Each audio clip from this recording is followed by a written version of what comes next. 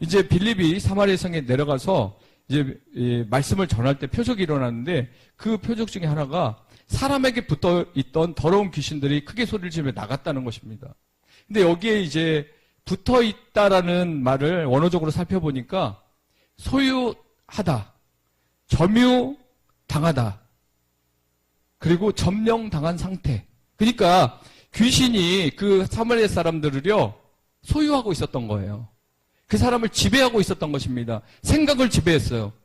행동을 지배했습니다. 그러니까 어때요? 악한 생각밖에 할 수 없고 악한 문화에 살 수밖에 없고 경쟁사회에서 1등만 하면 되고 남이 죽든지 말든지 나만 잘 살면 되는 자기 중립적 사고.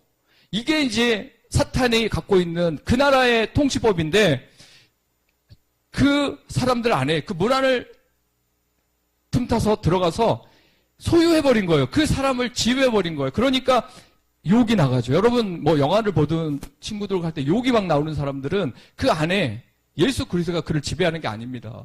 그 안에 욕, 분노 이런 것들이 그 사람을 지배하고 있는 거예요. 두 번째 점유한다고 그랬는데 이 점유 축구할 때 제가 보니까 뭐 점유율이 높다고 해서 다 승리하는 건 아닌데 점유율이 높아야 결국 승리를 하더라고요. 그러니까 뭐 EPL 축구를 보면은 맨시티라는 팀이 계속 우승을 하잖아요. 근데 그 맨시티는 공격을 엄청 합니다. 그냥 뭐 한 골 넣고 이기기 위한 어떤 승리를 위한 작전을 짜는 게 아니라 그냥 공격이에요, 공격. 점유율이 높아요. 그러니까 결국 나중에 가서 1등이 되는 겁니다. 점유율이 높은 거예요.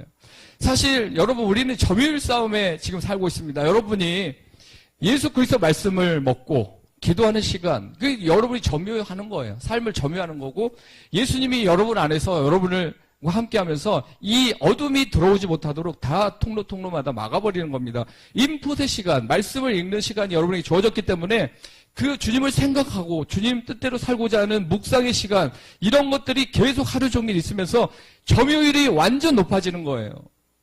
그러면 어떻게 돼요? 어둠이 틈타지 못하고 우리를 붙잡지 못해요. 근데 우리가 막 우울한 생각 다 받아들이고 나는 이 경쟁사에서 밀렸어, 자기를 비하하고 뭐 이런 우울한 상태를 계속 이어가면은 점유율이 어디로 가겠습니까? 말씀의 점유율. 예수 그리스도가 우리를 점유하는 그런 점유율이 아니라 세상이 나를 지배하는 점유율이 높아지는 것이죠. 자, 그렇게 해서 그들이 점령당한 상태였기 때문에 예수 그리스도밖에는 그를 치유할 수가 없어요.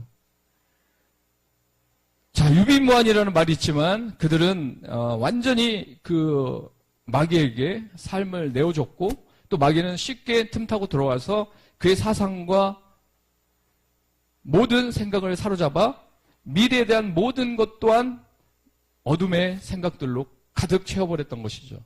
자, 이렇게 됐을 때 예수 그리스도는 이런 영혼들을 그냥 방치하지 않습니다. 잃어버렸던 모든 것을 탈환하기 위해서 예수 그리스도가 특단의 조치를 취한 것이죠. 예수 그리스도가 모든 죄인들을 위해서 대신 죽으시고 그를 믿는 자에게 모든 죄를 사해주는 특단의 조치를 예수 그리스도가 취했습니다. 그래서 그걸 믿는다고 하니까 예수 그리스도의 점유율이 시작되니까 그 안에 있었던 붙어있던 귀신들이 난리가 난 겁니다. 견딜 수가 없는 겁니다. 빛이 임하니까 어둠이 막 견딜 수가 없는 것입니다. 그래서 그 안에 빛이 들어가고 점유율이 높아지기 때문에